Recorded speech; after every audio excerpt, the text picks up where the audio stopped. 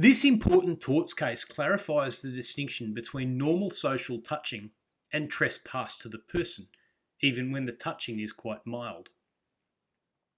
Tracy Wilcock was a London police officer who noticed two women standing on the footpath in a manner which suggested to her that they were prostitutes soliciting customers.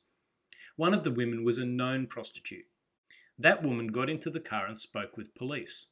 The other woman, Alexis Collins, didn't want to speak to police, so she began to walk away. Officer Wilcock got out of the car and walked after her, reaching out and grabbing onto her arm. Ms. Collins swore at the officer and scratched her arm while getting away. Officer Wilcock charged Ms. Collins with assaulting police.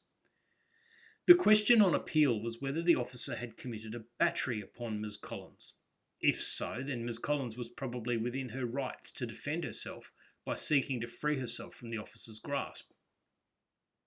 Lord Justice Robert Goff for the court confirmed that the slightest touch can be a battery if that touch is delivered in anger or hostility, but that touching somebody just to obtain their attention is no battery. The court then applied this principle to police, saying a police officer may wish to engage a man's attention, for example if he wishes to question him. If he lays his hand on the man's sleeve or taps his shoulder for that purpose, he commits no wrong. He may even do so more than once, for he is under a duty to prevent and investigate crime, and so his seeking further to engage a man's attention in order to speak to him may in the circumstances be regarded as acceptable.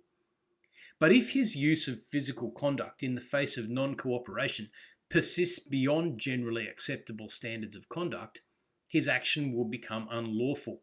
And if a police officer restrains a man, for instance by gripping his arm or his shoulder, then his action will also be unlawful, unless he is lawfully exercising his power of arrest. Setting aside how odd it is that they use masculine pronouns in a case about two women, the court confirmed that Officer Wilcock had no power to detain Ms. Collins by grabbing her arm without intending to arrest her. And so Officer Wilcock has assaulted Ms. Collins, not the other way around.